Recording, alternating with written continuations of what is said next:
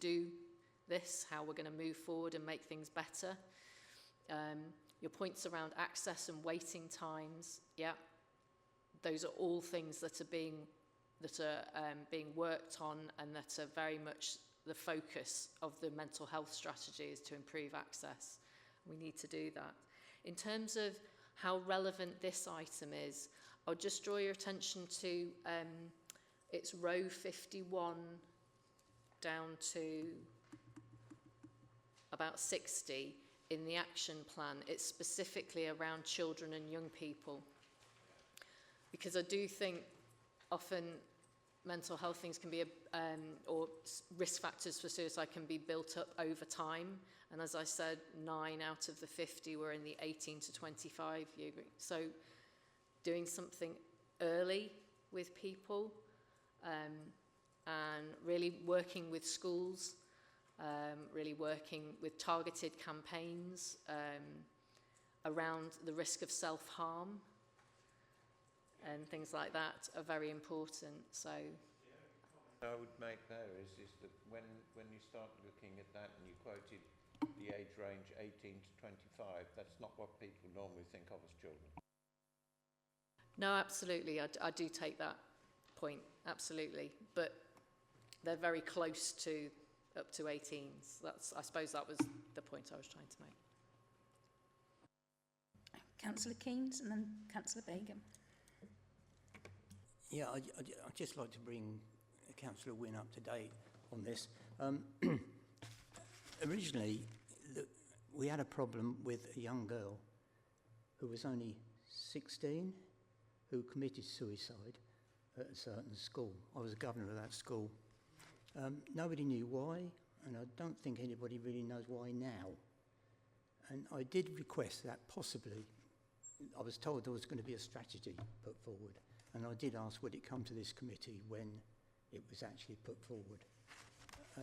That's basically why. It was because there was a young girl who actually committed suicide for no reason at all. That's just bringing up to date with why it's here. The committee shouldn't consider it. I'm saying that we need to maybe consider whether there is a wider issue here. Oh yeah. Councillor Begum. Thank you. I'm just going to make a comment, which is a general observation. So I'm just looking at it from the public's point of view. So if I'm a member of the public and I've got mental health issues myself, and I'm looking to the council that I don't want to directly access support because I don't want to be labelled, I don't want the stigma and whatever else, and I'm looking in on this meeting because it is a public meeting, I might look at you guys and I might think there's nobody there on this panel that represents me, so how dare you dictate to me what is going to happen and what I'm going through, and how do you know what my experiences are, because there's not that relatable factor. So that was just an observation. I was just thinking in terms of when people look in on these meetings, what are they expecting? What would they take from it? How would they receive this information? Are they receiving it in the intended manner, in the sense that, yes, we are there to help you, and yes, that we should look at joining up forces with our interfaith groups and so on, so that there is a more representation on different panels and various things like that. But obviously, if I was a member of the public and I'm trying to get help for my family member or help for myself, I'm looking at the panel and there's nothing that I can see that identifies with myself, and therefore I might feel even more isolated and maybe pushed more towards that suicidal moment than perhaps feeling that, yeah, actually there is somebody that I can perhaps access help from. So even though you've talked about the barber shops and all of these initiatives, it's great, but somebody might look and say, I'm not having a woman tell me what to do, for example. I don't want to have a white lady tell me what to do.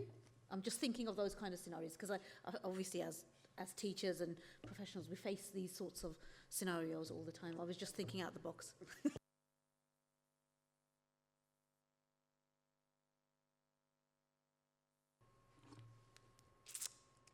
I'm not entirely sure how to respond. It's yes, I am a white woman of 50 with a severe and enduring mental health problem myself. So I mean, this is quite personal to me, all this work. But yeah, you're right. To lots of people looking in, am I the face to say, this is the help, and this is how to access it, and this is how we're going to help you, and this is, yeah, this, yeah. No. I think you're absolutely right. It's lots of people working together that's important, from all communities, from all backgrounds, saying we want to talk about mental health, and we want to make sure we get the best services that we can for our local population. Yeah. I mean, I access services myself in Luton, and I've had a really good experience with getting access to services. But I know that that is not the universal experience. I get that. I do get that. Yeah. Okay. Thank you. Councillor Seppelhorn. Thank you, Chair.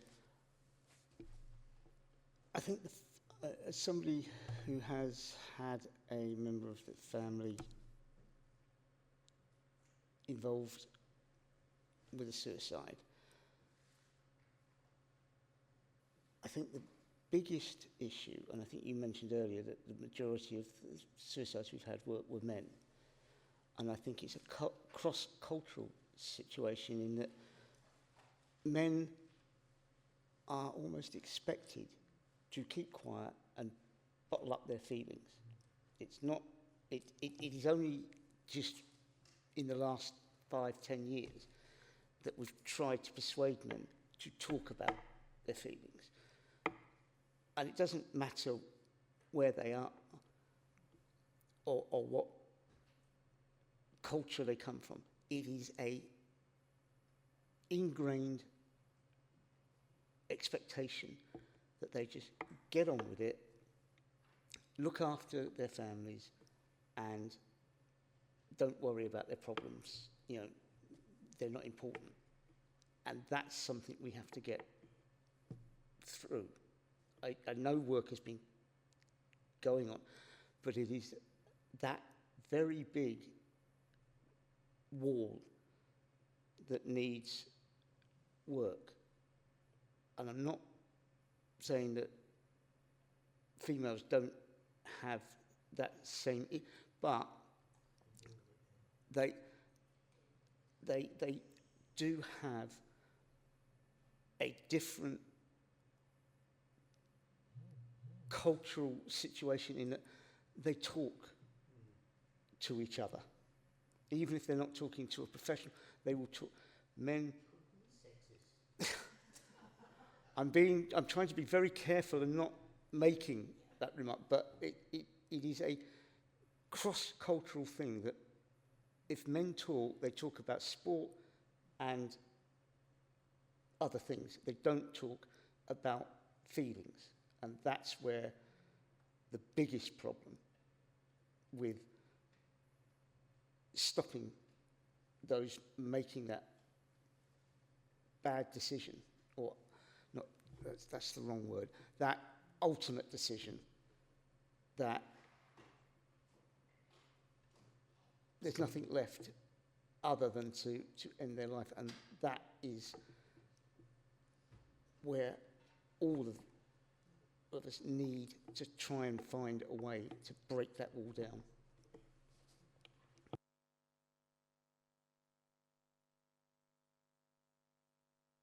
Councillor Khan. Thank you. I don't really have much more to add. I think everything that needed to be said has been said. I think the only thing that I have noted is people using the word commit in front of the suicide. The reason why it used to be called commit was because it was a crime. It's no longer a crime, so perhaps we should be sensitive in how we talk about this, and rather than using criminalising language, that we instead use did suicide or things like that instead of using the word commit. Yep. Tend to use the word completed instead now. Yeah. Thank you for noting that, though. No more questions. Thank you for your report. I know that was a very difficult one. I do understand why it was here, I think, because there are elements of young children, and this is about prevention, and it's moving. If can prevent children from mental health problems and suicidal markers, then maybe that will help them later on in life. And I did take on board what you said, Councillor Begum. I'm sure it's more a case of this is the messenger rather than the diverse members that will be delivering that message, hopefully, to make sure that what your concerns are hopefully addressed there, Councillor Begum. So thank you very much for your time and for delivering such a comprehensive report and answering so many questions that were very difficult, I know. Thank you very much. Are we all happy with the recommendations? Thank you. Thank you very much.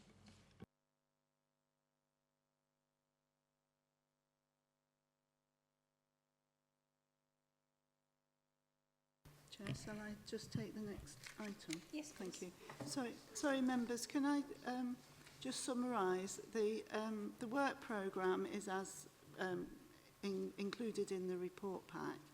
I have 3 items to be listed and to be timetabled in. Not sure I've got the wording right for this one. Infant mortality, right, thank you. The East London Foundation to come back. Yes, so I would ask if they would come back with me to talk more about specifically around access to services and lessons learnt. Thank you. Yeah. Lovely, thank you. And then more on gambling for... Yes, if that could be added to the forward plan, yes. Is that a separate item? It would be a separate item. Right.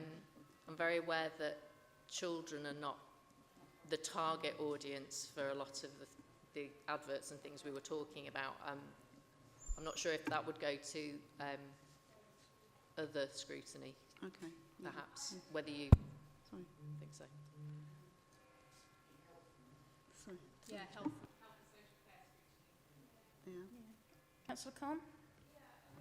On that, I do wonder if there is a specific risk in SEND children getting involved in gambling, because legally they would be considered, 18 plus, they would be considered children, but according to SEND sort of age brackets, they would come under children's services, wouldn't they? Is there a crossover there? Yes, because you'd consider up to 25 for SEND services. So I'm very happy to bring it to both if it's of interest to both. Thank you. Okay. I would just think that if it's online gambling, youngsters can still Thank you. We'll get leave that decision with the access. actual chair for that last item.